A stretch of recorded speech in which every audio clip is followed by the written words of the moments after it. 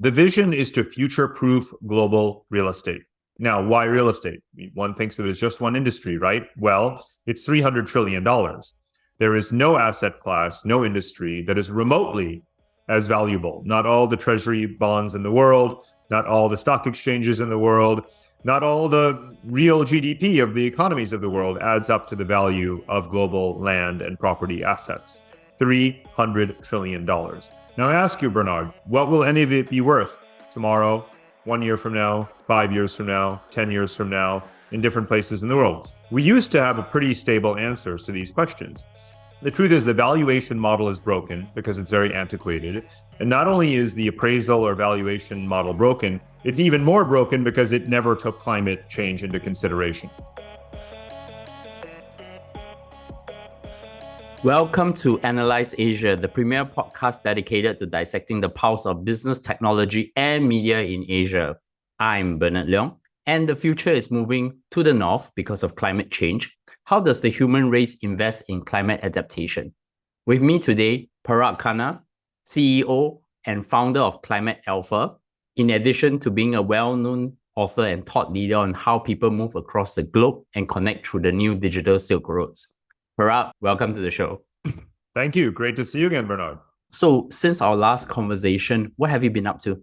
Well, I've been running Climate Alpha, and I've been running it nonstop, morning till night. Really, the process did begin earlier this year, or really over the last 2 years in stealth, but we launched in Q1 of this year. So the year has just absolutely flown by. So I really, I do commit myself to big projects one at a time, whether it's a book or a corporate venture. But I would say this is really on a scale and speed and intensity that I've never really put myself through, and it's been exhilarating. Yes, and we talk about this on a couple of occasions during dinners, and I also wanted to know what Climate Alpha is about. But there's also been a lot happening across the globe. Given that you're one of the most avid geopolitical watchers in the world, I guess I want to ask your thoughts on the following. What do you think about the China COVID-0 policy and the ongoing protests in China?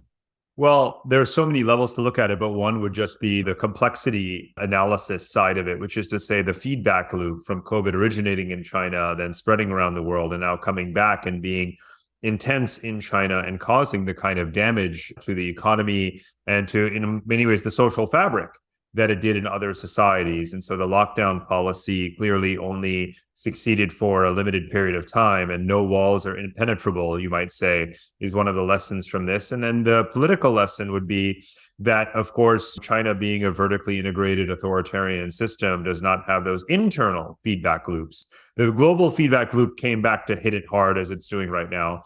The internal feedback loop has been missing, which is to say there's just not enough sensitivity to the needs, concerns of everyday people. And therefore, they've really pushed way too hard in terms of attempting to suppress COVID with the zero COVID policy. And now you have these unprecedented protests around the country and so forth. So really, it's something that I've written about for 20 years, which is how to calibrate political regimes and the stiffness of regimes. And what happens is that countries do not offer enough of a release valve to the public at the time that they should. Now, in some countries, that results in the Arab Spring-like phenomenon, revolutions that topple governments. That's not going to be the case in China, obviously. But that said, it will be a lesson learned. And ultimately, I judge countries, governments by not whether they get everything right or everything wrong, but do they learn from their mistakes? So this is the point in time in which we'll have to see how they respond going forward. How about the China and US saber rattling around Taiwan? I think this couple of months, there's been a lot of tension. And I also see that the ongoing protests have pushed the Chinese government to start easing the COVID-0 policy. So where do you see that going? Well, I think region-wide, clearly there's a differentiation now between how governments are handling the COVID situation. But what it reminds me of is that I've thought of Asia very much as being 4 distinct kinds of sub-regional anchors. Japan, China, you might say the rest of Northeast Asia or tiger economies, the sort of wealthy littoral Asia, and then, of course, South and Southeast Asia, which I call the fourth wave. Now, as you know, economically, I think of these as four motors of the Asian engine or vehicle that aren't always moving at the same speed, but they are generally keeping Asia moving in the right direction. But politically, I see a pattern of divergence now, because clearly there's a high degree of suspicion of China, even at the same time as you have the regional comprehensive economic partnership tying countries more closely together. The supply chain competition among countries in the region is what's most fascinating. And as I'm so focused on that issue of who's winning the tug of war over infrastructure, supply chains, and value chains, and the role of the West in that is so fascinating because it's helping to accelerate the diversification of the Asian manufacturing footprint. And that is actually helping to accelerate the rise of South and Southeast Asia. So ultimately, the way this all comes together is that we're on a sturdier path than before towards an Asia that is not unipolar and dominated by China, but rather that is what Asia should be and has historically been, which is multipolar, multi-civilizational, clearly China being more powerful than others, but not a hegemon. So if I shift this to what's happening in Europe, any potential chance of peaceful resolution between Russia and Ukraine? I mean, the operative word is resolution. Peaceful is not a word that can be used at this point, because that peaceful would normally imply that one had arrived at an amicable settlement prior to hostilities. There's no way that one will ever be able to use the word peaceful for any aspect of this war. But resolution is the very important word that you use. And I think one of the lessons of this conflict is that it had been referred to for a decade as a frozen conflict. And something I've been saying for at least 15 years is that we should never use this term, because the term frozen conflict is this very convenient fiction that places are under the radar, they're calm, they're not destabilizing, they're not popping up in the news, therefore we don't have to care about them.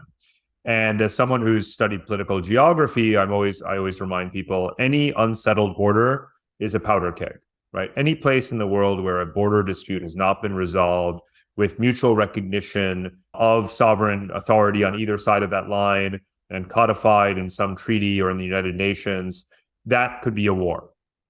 And that's obviously what has happened yet again here. And this tends to happen in post-colonial countries in decades past, and now it happens in the periphery of the former Union. So I believe there must be a binding settlement. And I believe that part of that process, the end state in that, is that Ukraine becomes both a member of the EU and of NATO. And that there is, in some ways, a hostile border. And you have an iron curtain, if you will, a new iron curtain. And that Russia is forced to accept this. It may gain some territorial concessions based on territory that Ukraine and Western supporters are not able to get back. I believe that would actually be a worthwhile trade, to embed and secure Ukraine proper into the Western institutions, and then to begin that process, of course, of rehabilitation, reconstruction, and embedding it in the Western alliance. That comes to my final piece, which is, what about the energy crisis that is coming to Europe this winter? I listen to a lot of German news commentary and analysis, and the energy executives and public officials are quite in unison right now that they'll make it through this winter. Sufficient reserves are there. Sufficient gas, ironically, has still been coming from Russia and has been stockpiled. Alternative sources have been picked up. US LNG exports have gone through the roof. Conservation efforts have been strong. People are turning their heat down. Everyone I speak to in Europe these days on Zoom calls is bundled up, and either because the gas has mandatorily been cut or whether they're doing so in solidarity. And the German government, for example, has issued a lot of public statements encouraging people to make those conservation efforts, and they've been doing that. So frankly, Europe will be okay this winter. Maybe they're lucky for climate change. Mild winters, no more snow in the Alps and all these other things. So really, that's not the concern. It's how fast can they transition and have an energy base load. Obviously, they'll go back to nuclear, kicking and screaming, but there is such an abundant distribution or diversified supply of gas that they are making those efforts, or have been making those efforts for the last 6 months, that will pay off in terms of gas supply. So I think they'll be okay. And of course, energy crisis also means that there is some indirect consequence, which is what we are going to be talking about. There's climate change. And that comes to the main subject of the day, is climate alpha. I think we have talked about it, and I'm pretty excited for the first time to really get you to really dive deeper onto the subject itself. So let's establish the baseline before we go deep into Climate Alpha. I have a mutual friend, Ravi Chidambaram, on the show recently when he talked about the article that you both collaborated on investing in climate adaptation in Harvard Business Review. It's a pretty good article, I would say. I would urge my audience to take a read on it. To refresh my audience, why should we invest in climate adaptation, and how does this lead to the market opportunity that Climate Alpha is solving? Well, what Ravi and I did in the essay is to contrast mitigation and adaptation. Now, that is a common distinction that has been made for a long time, but the most recent data shows that we have devoted the vast majority, by which I mean more than 90% of the total capital devoted to addressing climate change, has been committed to mitigation efforts, which is reducing emissions, greening supply chains, and so forth. Whereas less than 10% has gone into adaptation. And adaptation is everything around retrofitting the built environment, building seawalls and doing water desalination, relocating populations, all of the things that we physically need to do to adapt to survive. And if you think about the tragedy of daily, monthly, weekly casualty toll from climate disasters, I think that the mitigation camp has really been winning too much. They've lulled us into focusing on 2040. If we can meet the Paris Agreement targets, if we can reduce emissions by XYZ, then we will have staved off the worst. That may be true, but it also ignores the fact that hundreds of millions of people are being displaced right now, and their lives are being damaged, their productivity is being compromised, their survival is at risk because we're focusing only on mitigation and not on adaptation. So that was what the essay was about, and it was about what business can do right now. There is obviously a lot of gray areas and overlap between mitigation and adaptation, as there should be. If you deploy nuclear power, portable nuclear power stations, of course you're contributing to mitigation and to adaptation, right? Because you're reducing the need for places, for communities to be located near certain energy supplies or ports and so on. So we're not hard and fast about that, but we believe that the real estate industry, the agricultural industry, some of the biggest economic sectors in the world economy should be doing much more for adaptation. And of course, it's very profitable because there's significant market failures in those areas. And what is the inspiration behind starting Climate Alpha? Well, it really goes back to something you and I spoke about a while ago, which was the book Move. And Move was my most recent sort of study of the future of human geography. And I set out to answer this question: where will people live in the year 2050? And I've been asking that question for about 12 years or so. And one of my colleagues, I wrote an essay about this a decade ago. And that sort of stuck in my mind. And having written a bunch of books on geography, the one subject area or field or domain of geography that I hadn't explicitly tackled is human geography, which is, of course, our distribution around the world, ethnographic issues, demographic factors, and so forth, to really bring that together and look at what the drivers will be of the future of human geography. And of course, it's everything from geopolitics and refugee crises to economic and technological dislocation to the search for a better life and bridging labor shortages in economies, and of course, climate change. So I took all of those driving factors together in a multi-causal way and painted this complex picture of the future of human geography. And around the same time that I was doing the research, my brother and I were trying to help my parents figure out where to retire. And this was just right before COVID. And they were leaving New York. They got sick of the snow. And we had to do so much research to figure, well, which place has a good healthcare infrastructure, which place has climate resilience and clean air and good infrastructure and all these other things. And we said, surely there should be an app for this. And that's where the idea struck me that I should really build this. I'm writing a book about it. My parents faced this situation. Why is there not a product for it? And so the other part of the puzzle is building a software company, because obviously one could say, hey, come to me and I'll do lots of desktop research for you on the best place for you to retire.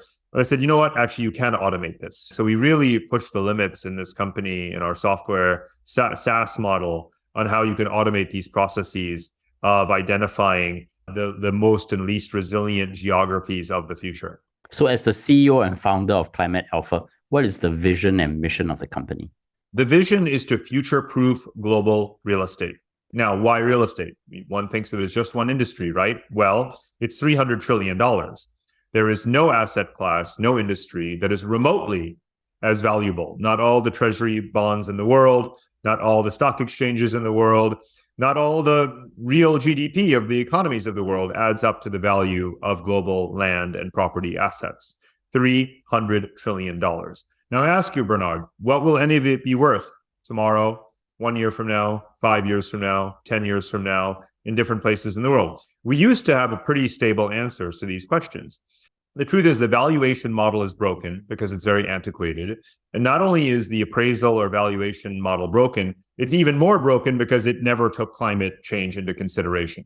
So we had to take complexity science and apply it to this antiquated industry of valuation, and then take as our subject the $300 trillion of global property assets. So we viewed it as something that's essential because it's the bedrock of literally our civilization, and also because it's obviously a great market failure, again, and to build a product around it. So the mission is to future-proof global real estate, and the way in which we go about it is through a software platform that has now ingested 1,500 data sets covering climate models, covering real estate transaction history, covering socioeconomic and fiscal attributes and characteristics of different locations, to train it all on neural networks. And we've built something called a scenario forecaster, for which we filed a patent.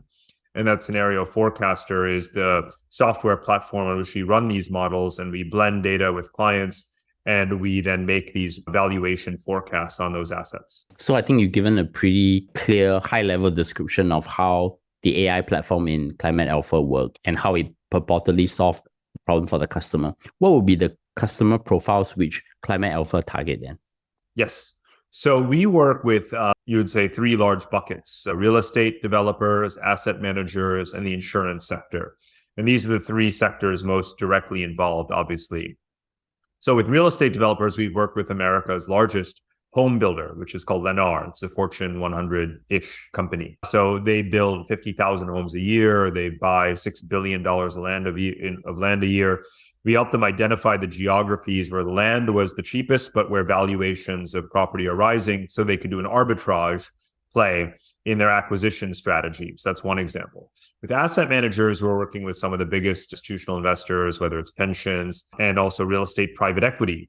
So those are firms that own 20, 50, $100 billion worth of property assets around the world, particularly in North America.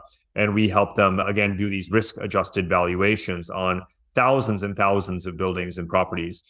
For real estate investment trusts, REITs, in America, there are 250 listed REITs. They contain 150,000 buildings. We've put all 150,000 listed REIT assets on our platform to generate valuations for the future for every one of those assets under different climate models and scenarios for each location that those properties are in.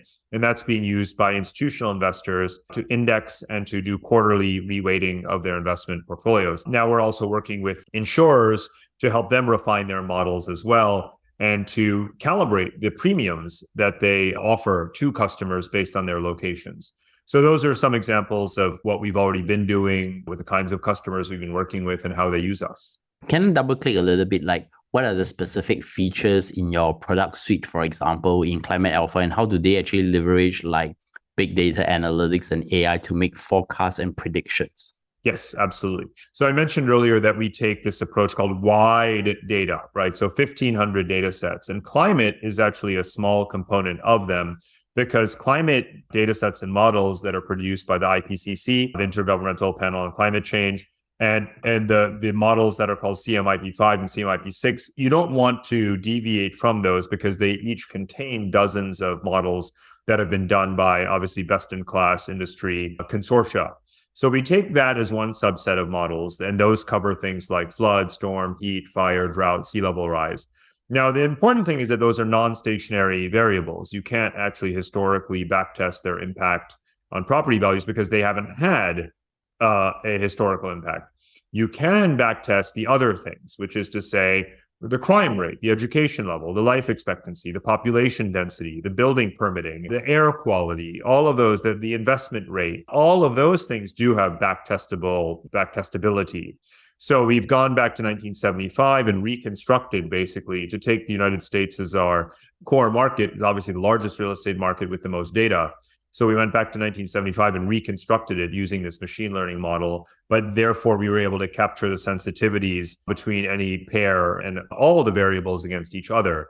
Now, for the forward modeling, that's why we need a scenario forecaster, because you need to be able to say, well, what if you raise interest rates in this place and you spend more money on infrastructure here and the population density increases, but the intensity of storms or droughts or heat waves rises in that place?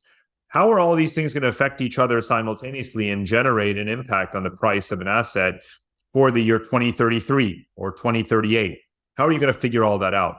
And again, you really can't do it with any other toolkit other than machine learning. So that's why our CTO, Abraham Wu, at the Future Cities Lab at the National University of Singapore, really spent a lot of time in our stealth mode, our stealth phase, building this scenario forecasting platform to be able to run these models. And we have a number of neat features to remove the black box element of AI, because obviously a lot of people say, hey, how did you get your model? It's a very typical question. So we do this thing called feature correlation analysis, where we bring out the key variables which had the highest or lowest impact on the change in the valuation. So our core product anyway is called the climate price. There's the baseline price expectation of an asset for any given time period. And then there's the climate price, which is to say, what will it actually be given the climate profile of that location?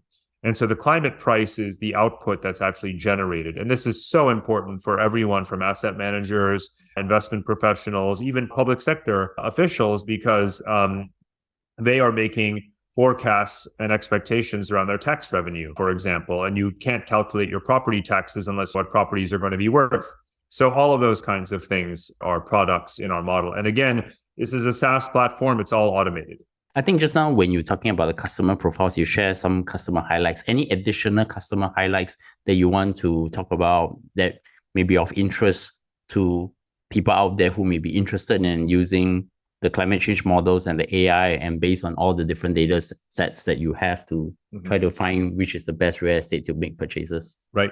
So a couple of things. One is that this is not just for trillion-dollar sovereign wealth funds and for $100 million real estate private equity funds and pension funds. This is also for retail investors and for family offices. So for anyone who's saying, I own one property or I own 12 properties and they're distributed, how long should I hold on to each one?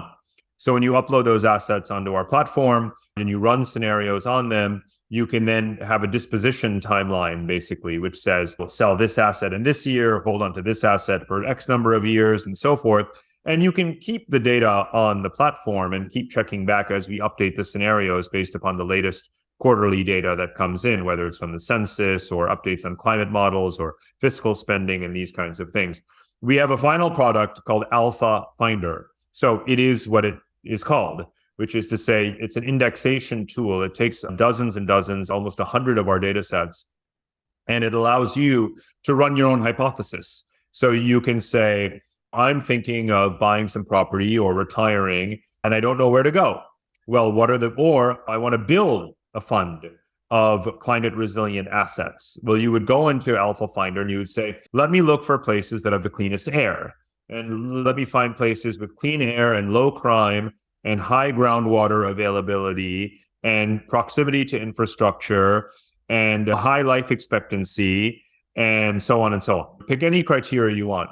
So our platform will automatically find the locations that have the highest correlation to your inputs, to your criteria. You may have one criterion or you may have 35 criteria. It's entirely up to you. We'll automatically display for you a ranking, a list, and a map of the zip codes, in the case of the United States, postal codes for Canada and UK, of the locations that best meet your criteria. And then those are the ones that you may want to go and invest in. So again, you can have a one use case, or you could be building a whole portfolio of assets. I'm pretty curious, what are the revenue sources for Climate Alpha? I think the other question that will come to mind once you build the revenue sources is then how do you scale Climate Alpha as it grows, and where do you see the business multipliers coming from? Well, we're a sort of N of infinity platform, right? So the goal is to capture hundreds of thousands, millions really of property assets onto the platform, because there's so much learning that goes on as you're able to update the data on how various trends, whether it is rising interest rates or rising climate risk, has affected valuations. So one is continuing just to amass lots of data and customers who give us lots of property to train our data, to build our data lake. Again, for us, whether we're running an analysis on one property or 150,000 properties takes the same amount of time. So really, this is a software platform. So building the credibility of having large customers with lots of assets is one key priority for us. And we're underway with that.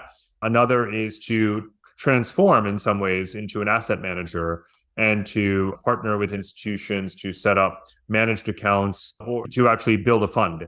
To this day, Bernard, you'll be surprised. No pension fund, no sovereign wealth fund, no investment bank that we are aware of, and we've really talked to all of them in the world, has built a dedicated fund for climate resilient real assets, right? It does not exist. There's literally not a single large, visible, either listed, unlisted, private, recognized fund of any scale, meaningful scale, that is devoted, whose asset selection is driven only by the climate resilience of the geography. And yet, I would say, my argument is that the most precious asset class in the whole world is climate resilient geography. And yet no one has built a large fund dedicated to that asset. So our goal is to build that fund over the course of next year, probably with a number of LPs or in some kind of a joint venture where we'll be on the investment committee and really provide the data input for the asset selection. So that's one of the big plans we have for next year. It's interesting because your platform basically have the data analytics and the market making capability of determining the correct price, and building a fund on top of it seems very natural as compared to a lot of these kind of vertically integrated use cases. You have assembled a 5-star team, and I would like to know who is on your team and also who are your investors as well who have backed you on this. So as I said, we were in stealth for 1.5 years, 2 years, and it was a very small team. But obviously the most important hire was our CTO, who I mentioned before, Abraham, who is at the National University of Singapore. And he really built the product, so many dimensions of it. We hired a user interface designer. We have a software team that built the kind of stack. So we've grown and grown, and now we're 18 people, actually close to 20 people full-time, quite a large data research team. Now, obviously, sales and marketing team, which is primarily located in the United States, myself over here in Singapore. So we're quite distributed, actually, between Southeast Asia, near Singapore, South Asia, and the United States. So we're now really a global company. We use quite a chore, really, managing things from this side of the world. In terms of funding, well, we actually probably will have a break even or profitable year, this being our very first year of operations. So I'm very pleased with that. That said, we've had such strong support from friends and family that we did raise a seed round this year. And that includes some venture funds that have also been very supportive, that really are friends and family as well. That includes the very well-known Jungle Ventures here in Singapore and other smaller VCs, family offices, you might say real estate tycoons, high net worth individuals, people adjacent to or directly in the property space, software experts, and so forth. So we have a very distributed group of 20, 25 investors, many of which are disclosed on our website, some of whom are recused, but phenomenal group. And our board is first rate executives with real estate, finance backgrounds. We just brought on a chief science officer, Michael Ferrari, who himself is a climate physics PhD, but has worked on buy side and sell side, both in financial institutions, so really understands the markets. And it's great. It's great to not be doing this alone, let's say, anymore. I'm very much looking forward to your success in this space. I'm pretty curious, thinking about the climate change situation. What are the likely scenarios now for humans to solve for climate change? And I think, what is your optimism level look like after the recent COP27? Well, the COP summits never make me more optimistic for the future of humanity. In my second book, I had a line in there that was not appreciated by quite a few people who work in multilateral institutions. I said, every third world economist who works at the World Bank or IMF should be sent home with a shovel, which is to say there's a lot of talk and not a lot of action. And there's a famous quip, of course, about these summits that say, if only you could solve climate change with more hot air. And the COP27 in Egypt was obviously more of the same. That said, adaptation is creeping up the agenda more, but again, in probably the wrong guise. Loss and reparations funds, loss and damage funds that amount to reparations are not really going to pass muster. There far less money will ever actually arrive than is needed. Instead, this should be thought of as an investment proposition to maintain the economic dynamism of societies that would be much higher performing if not for climate risk. And of course, these are places where we hope to get either lower labor costs or access their growing markets and middle class. So there is really a positive feedback loop to investing in climate adaptation rather than viewing this as a political debate over reparations between North and South and so forth. So again, very disappointed. What I would like to see in terms of the next steps in the diplomacy, both across the public and the private sector, is to focus on technology transfer. I would take every summit, every dollar spent on pavilions and certainly on private jet travel from capital cities to these summits, and I would put every penny of it into technology transfer. And whether that's genetically modified seeds or water desalination, you pick. But I would focus on, of course, solar power and all of these kinds of things. I would put all of the money into that, look at how to commercialize that technology transfer pipeline, because that's really what most of the world needs right now. It really doesn't need more summits and commitments that don't get implemented. My penultimate question. So we are coming to the end of 2022. And what do you look forward in 2023? Well, we actually just talked about it a while ago, launching this new product, moving from just an analytics software company, albeit a very powerful and predictive one with real world implications, towards fund construction and asset management is really significant because it's really part of my personal dream and passion around, again, human geography. And it even will touch on political sovereignty in many ways, because we're effectively going to be buying large amounts of land and property assets and ideally influencing how they're governed. And if you are a geographer and a geopolitical geek like me, I've been obsessed with this word sovereignty and with the notion of states, borders, regulations, globalization for my entire life. So this is a way of making a novel contribution, hopefully, towards how we modify sovereignty in the 21st century in the age of climate change. So that's such an enormous project that it's not only something that kicks off this year, next year that I'm looking forward to, but probably something that now will be my platform and vehicle to address this systemic change in how we organize ourselves that will occupy me for the rest of my life. So that comes to my last question then. What does great look like for Climate Alpha? Great looks like genuinely influencing day-to-day decisions around future investments. One of the things I work on a lot is sequencing, right? So why is it that we make trillions of dollars of infrastructure commitments and spend all of this money in locations and on technologies and infrastructure that are going to be stranded assets, right? Instead, we should let the complex scenario modeling about the future guide our decisions about the geography of resource allocation, and that we should do what I call in the MOVE book, pre-design habitats and settlements in the right locations and in the most sustainable and circular fashion. And so that's a political, that's a commercial, it's a technological agenda. And those agendas coming together are what I'm trying to advance and advocate. So great looks like us actually achieving that, pushing for that, having great pilots and test cases that involve software and finance and diplomacy all coming together and really driving that process forward and building a coalition around that agenda. And that's what, again, I'm devoting myself to. And great looks like achieving that in a sustained way, in a reproducible way, in a way that has a lot of momentum and a lot of support. So that's what I'm focused on. So, Parag, many thanks for coming on the show. And I know you have a busy schedule moving ahead. But in closing, I have my two favorite questions. My first question is, any recommendations that have inspired you recently? We're shifting topics and maybe coming back to where we started in the conversation, just with a political tour du monde. But a great book that I recommend is called Uncorruptible by Brian Klaas. And he's an American political scientist and theorist who lives and teaches in London. And this is a wonderful book about the individual leaders and their interaction with political systems in different parts of the world, and how incentives, whether it's, again, individual incentives or system incentives, counteract or accelerate or reinforce this notion that absolute power corrupts absolutely.